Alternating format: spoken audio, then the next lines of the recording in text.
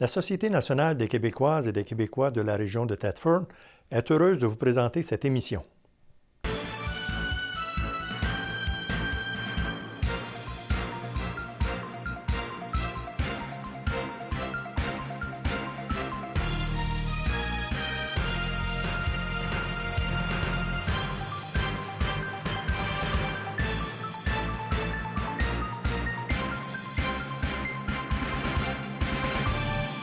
Mesdames, Messieurs, bonsoir. À l'émission Le Touche-à-tout, ce soir, j'ai le plaisir d'avoir comme première invitée une conseillère en gestion des ressources humaines au Centre de santé des services sociaux de la région de Thetford, infirmière de profession, Mme Jennifer Larose. Madame Larose, bonsoir. Bonsoir. On va parler d'une chose très particulière qui me tient à cœur, moi, parce que j'y crois. Parce qu'on s'achemine tranquillement pas vite vers la semaine national des dons d'organes et de tissus.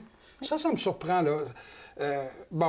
Pour commencer, c'est quand, la semaine? La semaine nationale des dons d'organes commence du 20 au 27 avril prochain. À chaque année, c'est toujours la dernière semaine d'avril. La dernière semaine d'avril. Oui. Et là, ce qui me surprend, c'est la semaine du don d'organes et de tissus. Bon, les organes, ça, j'imagine, c'est le cœur, c'est les yeux, bon, nommons-les, les poumons, n'importe quoi. Pas n'importe quoi, dans le corps humain. Mais les tissus, c'est la peau, c'est... Les tissus, les yeux, les cornées font partie des tissus. Ah bon? Il y a la peau, les os, les ligaments, les tendons. On a également, c'est ça, ça peut être des muscles aussi qui sont utilisés. Oui. Et si moi, je signe une formule pour faire des dons, oui. Est-ce que c'est automatique que c'est un don d'organes et de tissus ou si je dois faire une distinction ou si vous autres, vous en faites une distinction? On fait une distinction. Quand vous signez pour les dons d'organes et les dons de tissus. OK. Par contre, pour être admissible aux dons d'organes, il faut être en mort cérébrale. Donc, ce n'est pas tous les décès qui sont admissibles aux dons d'organes. Donc, pour être admissible, c'est ça, il faut être vraiment en mort cérébrale. Et pour les dons de tissus, bien, c'est tous les décès en bas de 85 ans et moins. Ah, bon. Ouais. Moi, je suis encore éligible. C'est pas pire, c'est une bonne nouvelle. Donc, j'aimerais ça qu'on parle de l'importance, justement, du don d'organes et des tissus. Ça représente à peu près quel pourcentage, là, provincialement ou nationalement? Je ne sais pas, ou si vous avez des statistiques qui pourraient nous dire qui donne ces organes, qui fait le don de ces organes?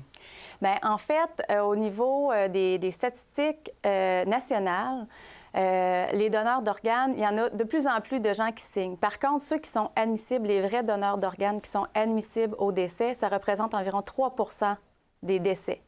3 des décès. 3 des décès. Et puis nous, dans la région ici, est-ce qu'on est dans la bonne moyenne? Ou... Nous, ici, on peut calculer qu'on a environ 300 décès annuellement. Donc, sur les 300... 3 ça fait 3. 3. Et cette année, on est très fiers, on en a eu 2 donneurs d'organes qui ont permis de sauver plusieurs vies. Là, vous dites que vous êtes fiers qu'il y a eu 2. Moi, je trouve que c'est pas beaucoup.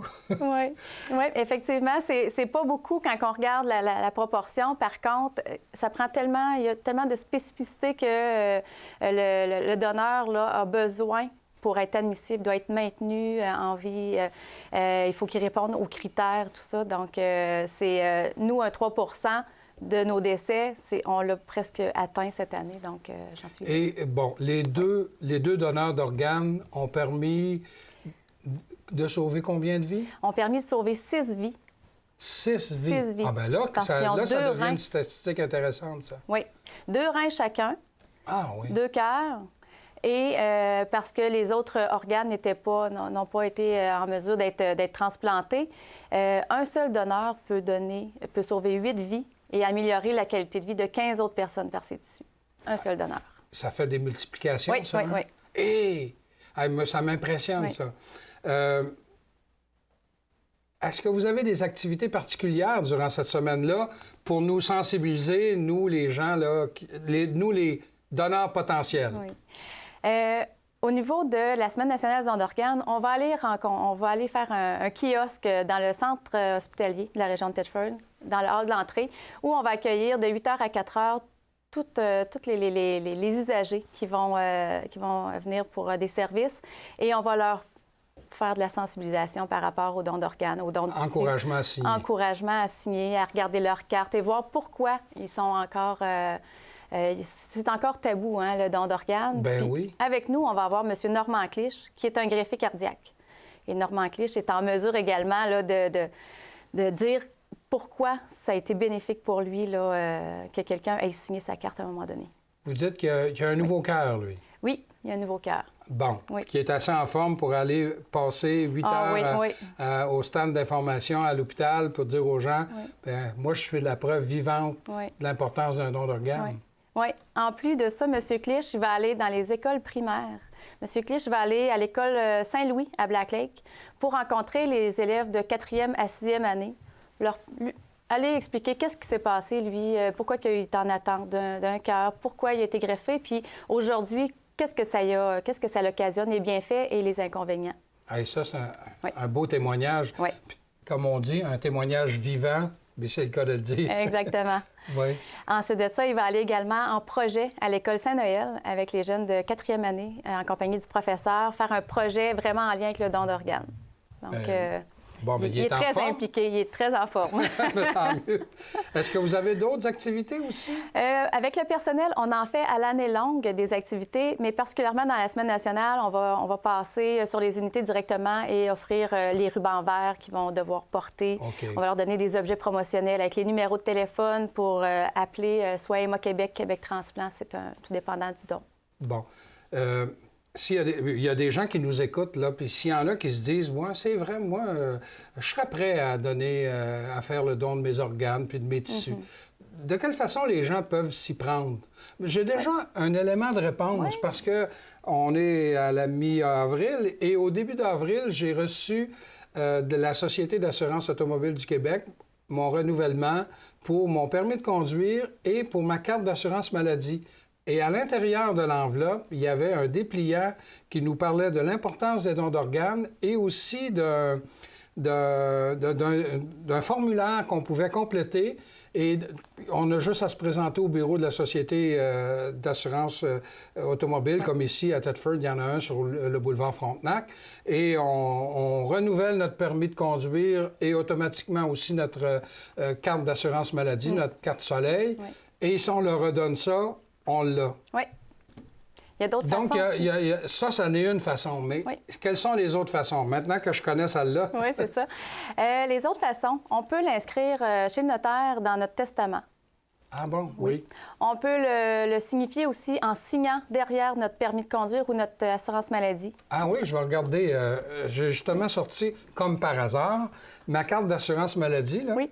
Et à l'arrière, j'ai justement un papier qui atteste que j'ai signé ça en avril 2010, comme de quoi que j'étais... je ne sais pas si Francine peut venir chercher ça. C'est un bon indicateur pour le personnel en soins qui s'occupe de quelqu'un qui est sur le point de mourir ou qui est décédé. Cette personne-là, le personnel va être en mesure de dire, OK, cette personne-là a déjà signifié qu'elle voulait donner ses organes ou ses tissus.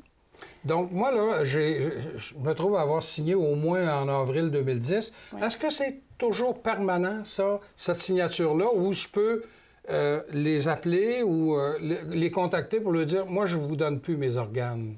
Au renouvellement de votre carte, c'est toujours vous allez avoir dans votre... Oui, le formulaire. Le formulaire vous permettait de vous inscrire au registre. Donc, Emma Québec, Québec Transplant sont en mesure de dire oui, cette personne-là, même si ce n'est pas signé, elle avait signifié qu'elle voulait donner ses organes ou ses tissus. Bon. On peut également coller en arrière. Il va y avoir les autocollants dans l'enveloppe aussi, coller pour signifier. Donc, moi, c'est ce que j'ai fait. C'est ça. Donc, là, moi, j'ai renouvelé mon permis là, au tout début du mois d'avril et j'ai re-signé le formulaire. Je n'ai pas pris de chance. C'est ça. Alors, parfait. C'est correct. Vous êtes inscrit. Et est-ce qu'il y a d'autres endroits comme, je sais pas, moi, si on se présente à l'hôpital à l'information, est-ce qu'il y a quelqu'un qui va pouvoir nous fournir le formulaire adéquat ou encore au CLSC ici, au coin de Saint-Alphonse et Notre-Dame, là? Est-ce qu'ils ont des formulaires à cet effet-là? Souvent, les gens, c'est ça, ils n'ont pas les autocollants ou ils les ont jetés par mégarde et là, ils veulent signifier leur don. Ils peuvent se présenter à l'accueil, à l'hôpital, au CLSC. Moi aussi, j'ai ces autocollants-là dans mes choses là, que je peux facilement, ils peuvent facilement rentrer en contact avec moi puis je peux leur Donc, transmettre. si on appelle, disons, à l'hôpital, Oui. là, au centre hospitalier, Oui. puis on demande Jennifer Larose, Oui, on va avoir des réponses, puis on Exactement. va avoir un suivi à notre exact. demande. Oui, on peut également appeler à la Régie de l'assurance maladie du Québec Oui, oui, oui, Oui. oui. qui vont vous retransmettre là, les informations. OK. Mais il y a une chose que je ne savais pas, puis que vous m'avez dit juste avant le début de l'émission. Ce qui est encore plus important, ce n'est pas simplement de signer sa carte, mais d'aviser sa famille immédiate, Absolument. parce que c'est eux autres, si je meurs, qui ont le dernier mot. En d'autres mots, comment que ça ferait 10 ans que je signe ma carte pour dire « Oui, Ouais. prenez-les, mes organes. Si ma femme ou mes enfants ne veulent pas, vous les prendrez pas. » Exactement. C'est ça? Exactement. Même par testament? Même par testament. La personne qui signifie que oui, elle veut donner, elle doit absolument en discuter avec la famille. Parce Oui. que la famille, c'est eux qui vont avoir le dernier mot dans toutes les circonstances, peu importe qu'on ait signé sur le registre, qu'on ait oui. écrit dans notre testament, c'est eux qui ont le dernier mot. C'est plus facile pour eux aussi de prendre la décision parce que la décision va leur revenir au décès. Est-ce qu'on donne les organes de votre père, de votre mère, de Oui. votre enfant? Bien, il avait signé que oui, il voulait les donner. On ne peut pas aller à l'encontre de sa volonté. OK. Puis il nous l'avait dit qu'il voulait, donc ça va être plus Donc, facile. comme moi qui l'ai signé, Ouais. bon, ben là, à ma femme, j'aurai à être convaincant pour dire, là, je veux que... Exactement. Et à mon fils aussi. Oui. Donc, c'est aussi important que de signer ça, C'est de le faire encore connaître. plus là. important Encore parce plus, que même oui. si on n'a pas signé, si on n'a pas signifié au testament et ni dans le registre, il n'y a aucune information nulle part, c'est toujours la famille qui décide. C'est toujours la famille qui Oui. décide. Oui. Donc, on répète qu'ici, l'année dernière, là, dans les statistiques, il y a eu 2 donneurs Oui. d'organes qui ont permis de sauver 6 vies. Oui. Hey, moi, je trouve, en tout cas, ça m'impressionne. Je Oui. trouve ça extraordinaire. Et puis, je pense que les gens, là, ils devront comprendre toute l'importance du don d'organes. Puis, c'est pour ça qu'il y a une semaine, hein? Oui, c'est ça, exactement. Puis l'important de tout ça, c'est que, tu sais, des fois, c'est difficile de dire, je vais signer la carte de mon enfant. Mon enfant, à son décès, je veux qu'il donne ses organes. C'est difficile de prendre cette décision-là. Par contre, quand on se met dans la peau du papa ou de la maman qui ont un enfant qui est en attente, ils souhaitent que quelqu'un ait signé sa carte. Je pense que c'est le plus beau don que quelqu'un ne peut pas faire. Hein? Oui. Ça devient un don de vie. Un don de vie. Parce que là, le fameux monsieur, là, le Oui. Normand... comment vous l'avez Normand appelé? Clich. Normand Clich, là, lui, là, c'est un exemple là, sur 2 pattes, là, Oui. dire, je sais pas, là, moi, je le connais pas, Absolument. mais j'imagine qu'il est capable de dire, ben moi, si j'avais pas eu de transplantation, je serais pas là pour vous parler. Exactement. En tout cas, moi, je trouve ça extraordinaire. Donc, on rappelle, Mme Larose, que la semaine du don d'organes et de tissus a lieu sur le plan provincial Oui. du 20 au 27 avril. Oui, c'est ça, exactement. Bien, merci beaucoup. Ça fait plaisir. Et vous, bien, demeurez des nôtres. L'émission se poursuit dans quelques instants.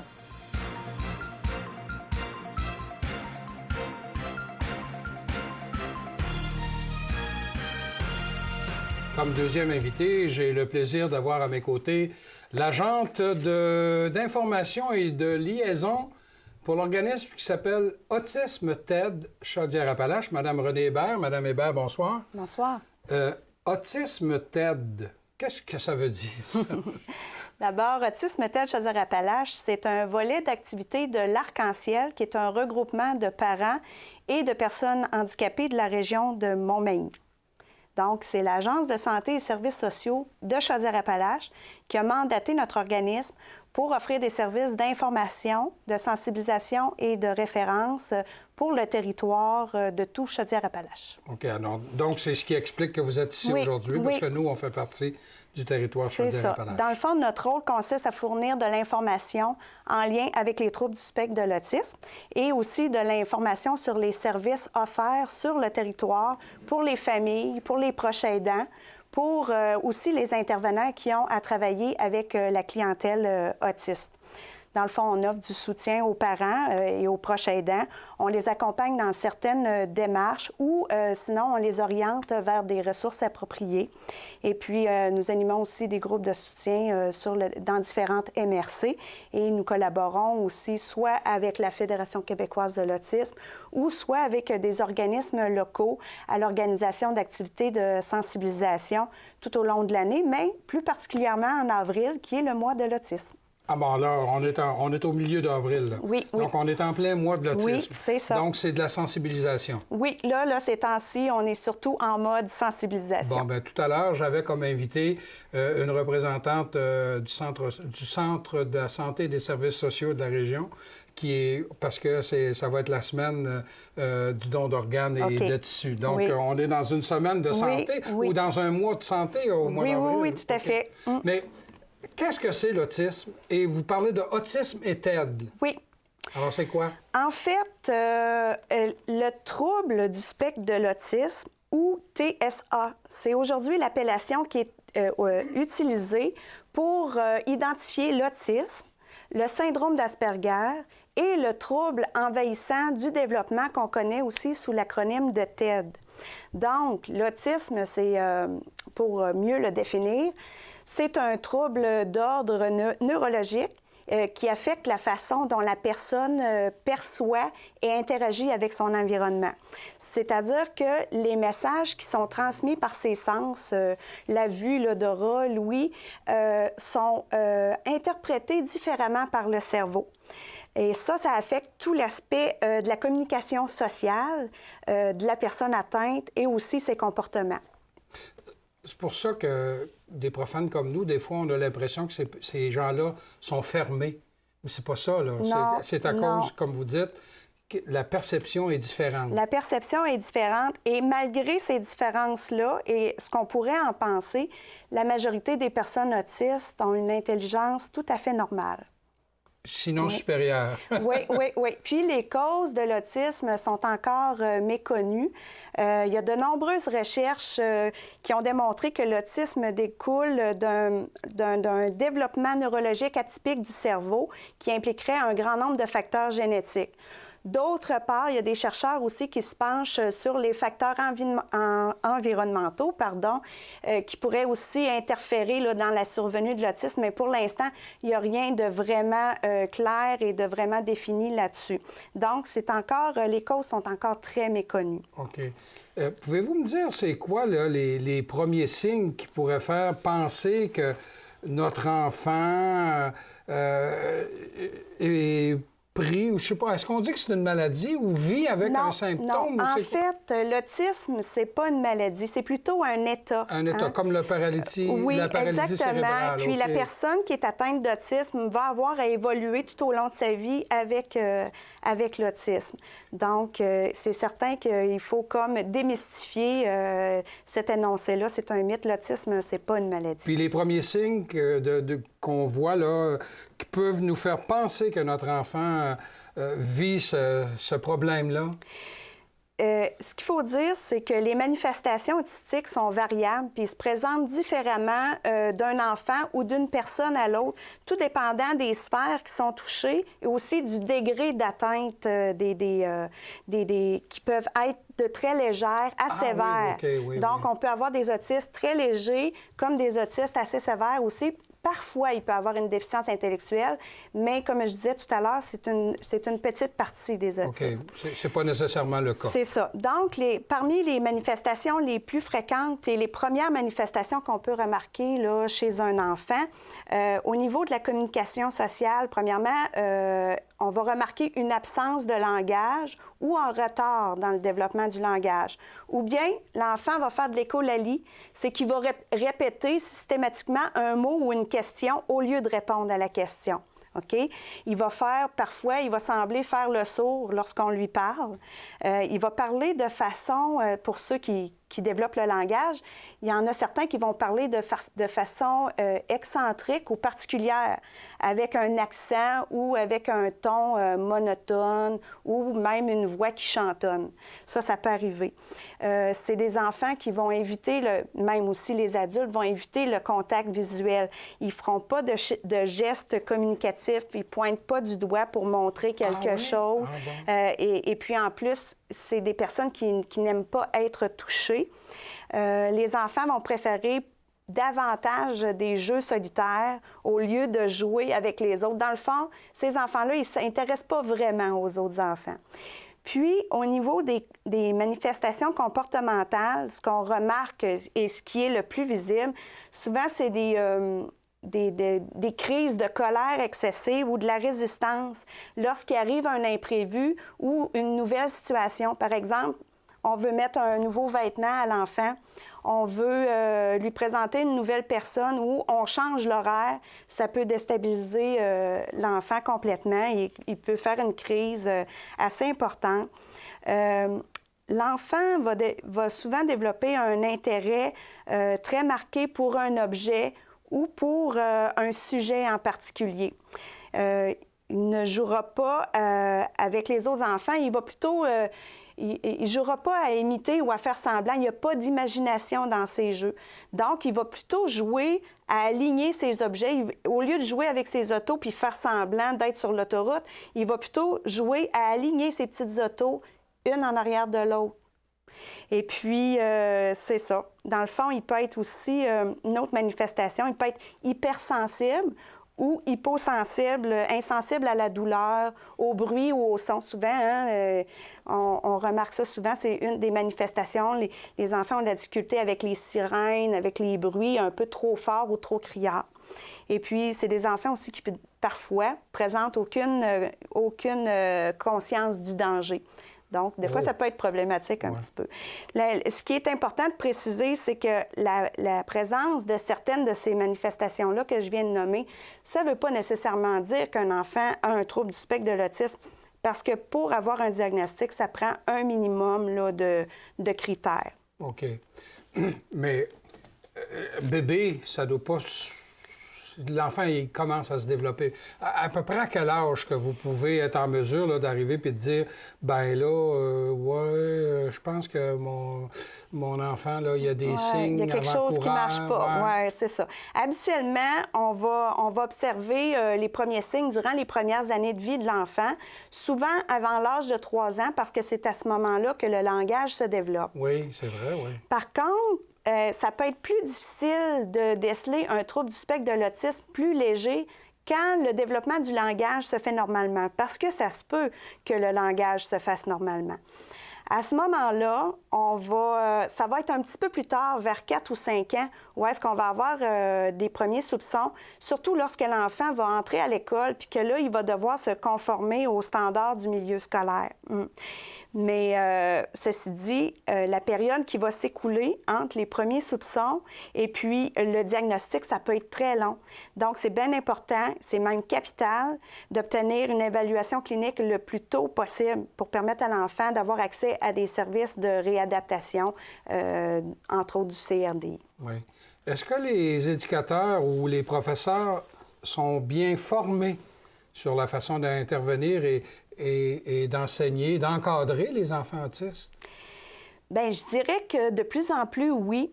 Les gens, ils ont la volonté de bien faire, mais il y a encore du travail à faire un peu partout dans les différents milieux. C'est important de comprendre comment les enfants autistes communiquent. Et perçoivent les choses. C'est la base de toute intervention. Vous savez, quand on veut communiquer avec une personne sourde, on apprend le langage des signes. Mais c'est la même chose avec les autistes. C'est que si on veut bien communiquer avec eux, il faut apprendre à communiquer d'une autre façon.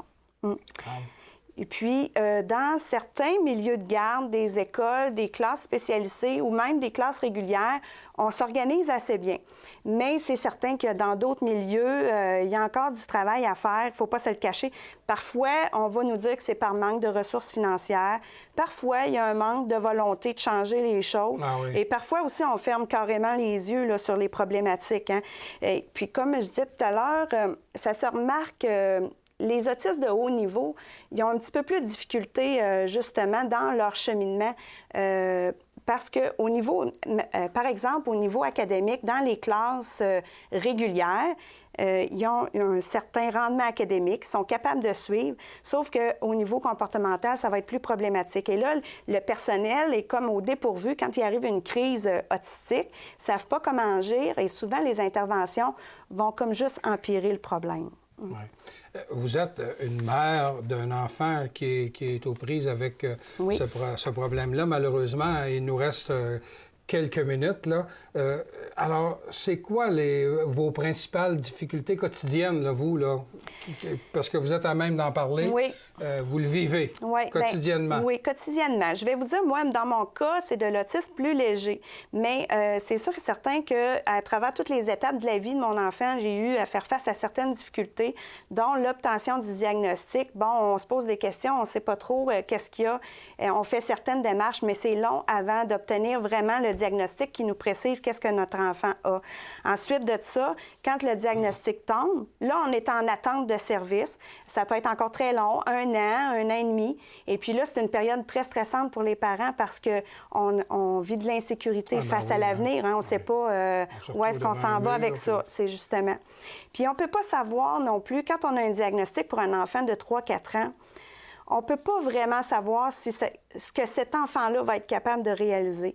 On a un diagnostic d'autisme, mais en fait, il n'y a rien qui nous dit si l'enfant va être capable de cheminer le plus normalement possible. Et donc, c'est ça, c'est insécurisant beaucoup. Oui. Puis, il y a aussi toute la pression qui est causée par l'extérieur. Hein. Dans le fond, il faut faire le deuil de l'enfant parfait. Hein. Oui. Puis, il y a beaucoup de pression qui vient... De la normalité. De la normalité. Et il y a beaucoup de pression qui vient de l'extérieur. Entre autres, quand l'enfant obtient des services, bon, bien, nous, en tant que parents, on veut s'impliquer le plus possible dans les interventions, mais à un moment donné, on vient comme dépasser aussi par tout ça. Donc, c'est un autre élément qui vient rajouter là, au stress des parents.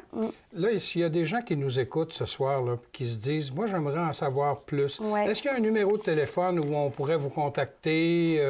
Ou est-ce qu'en passant par le CLSC à Thetford, il y a moyen de vous rejoindre? Oui, ou oui. si vous êtes en mesure de me donner un numéro de téléphone, on va l'indiquer. Bien, en fait, moi, ce que je pourrais vous dire, c'est que le numéro de téléphone de Autisme Med Chaudière-Appalaches, c'est dans le 418-248-3055.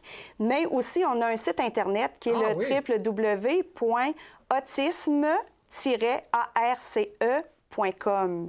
Autisme-arce.com. Et puis, sur le site, on a une foule d'informations. Vous avez nos adresses courriel pour nous rejoindre. Et on a aussi une page Facebook.